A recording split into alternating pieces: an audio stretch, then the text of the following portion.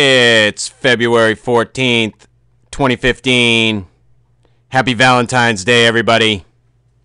And this is your Fortean Slip news.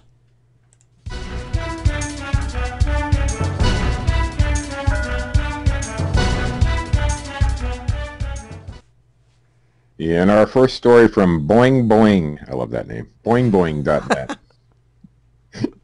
Boing Boing. Hey, that's kind of Valentine, right? A lot of boing boinging going on today. I hope so. Anyway, drunk mountain gorilla punches photographer who got the shot. Actually, while he was being punched, it was great. Photographer Christoph, I think his name is, Corto, I'm sure I pronounced that wrong, was taking images of the mountain gorillas in Rwanda's Volcanoes National Park forest when the group's alpha male charged him.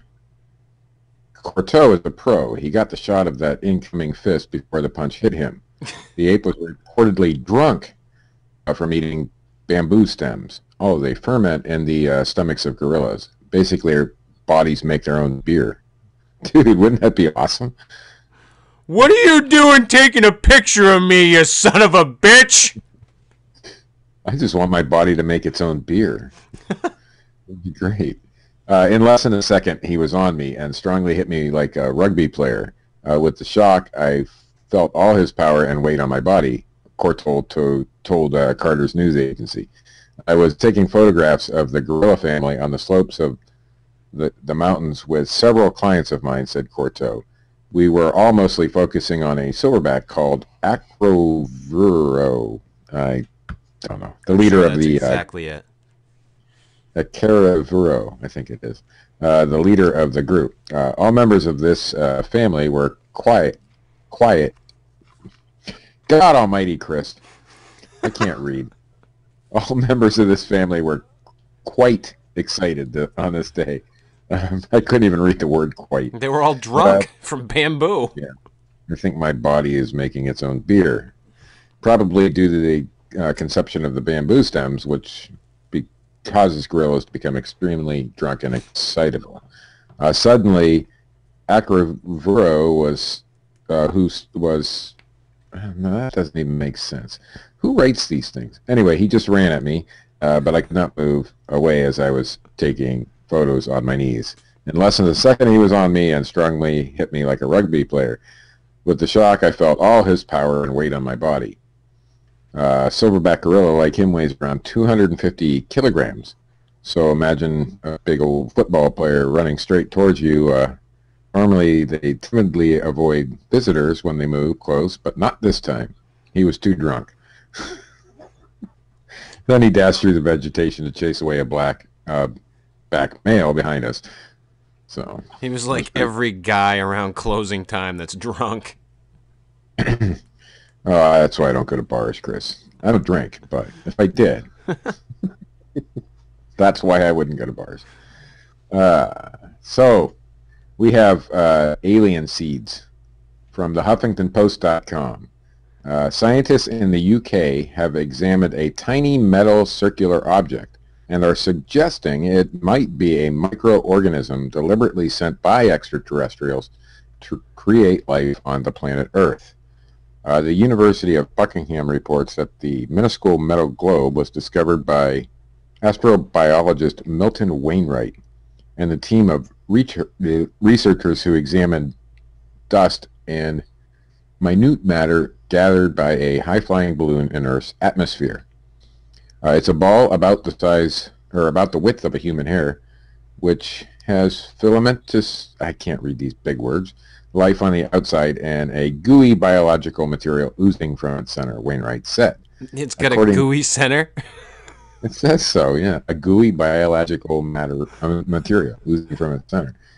One theory is... It's a juicy fruit. One theory is that it was sent to Earth by some unknown civilization in order to continue seeding the planet with life, Wainwright hypothesizes. That theory comes from a Nobel Prize winner. This seeming piece of science fiction called directed panspermia. Ooh, I like that. Panspermia. would probably not be taken seriously by any scientist were it not for the fact that it was a very seriously suggested by a Nobel Prize winner of DNA fame, Francis Crick, said Wainwright. Panspermia is a theory that suggests life spreads across the known physical universe, hitchhiking on comets or meteorites. The idea of directed panspermia was suggested by Crick, a molecular biologist who was the co-discoverer of the structure of DNA in 1953. 20 years later, Crick co-wrote with biochemist Leslie Orgel a scientific paper about directed panspermia. So it's pretty cool. Alien seeds. I like alien seeds. Aliens are just coming all over the planet. Have some seeds. Yep. And from news.yahoo.com.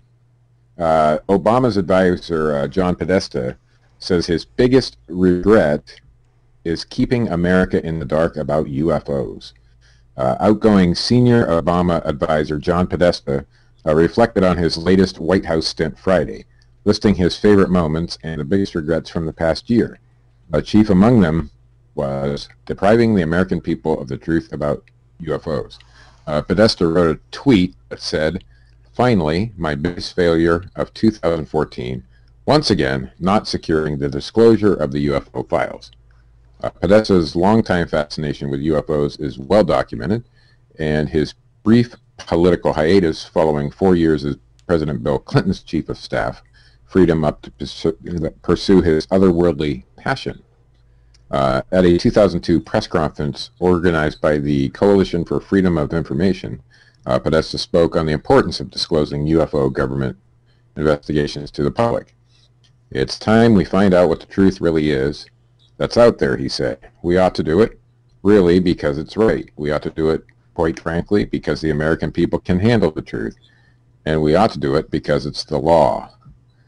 Following and then the cigarette-smoking man came and shot him in the fucking head. Following Podesta's tweet, the Washington Post recalled an exchange one of its reporters had with Podesta in 2007. Karen Tumulty had asked Podesta about reports that the Clinton Library in Little Rock, Arkansas had been bombarded with Freedom of Information Act requests, specifically seeking email correspondence to and from former chief of staff, including terms like X-Files and Area 51. Podesta's response through a spokesperson was, "The truth is out there." That's the tagline for the X-Files show, you know, of which Podesta was known to be a fan. In a 2010 editorial, I cannot speak today, Chris. I don't know what's wrong with me. Any day, Steve. Any day. I know, but today just seems like it's an uphill battle just to read the story. A 2010 editorial in Missouri's Columbia Tribune disparaged reports that Podesta had asked an outspoken UFO photographer to stop discussing his knowledge of extraterrestrial activities in public. One wonders why Podesta would do such a radical reversal, given his former plea for UFO disclosure, the editorial implored. But contrary to the see what I mean? Yeah, I gotcha. But contrary to the Columbia Tribune's concerns, Podesta had clearly not abandoned the cause. He wrote an introduction to the 2010 book, UFO, Generals, Pilots, and Government Officials Go on the Record. Unfortunately, Podesta will likely have little time to fill out FOIA requests in his new job at Hillary Clinton's presidential campaign. Oh boy, that sounds fun. Yay! Go Hillary! Perhaps, as his tweet suggests, he's passing the torch to New York Times columnist Maureen Dowd. And that is the news, Chris. That's amazing. I'm thrilled. It's amazing that I got through it. That too. Barely. I even had extra time. Prepared, ready, better than him.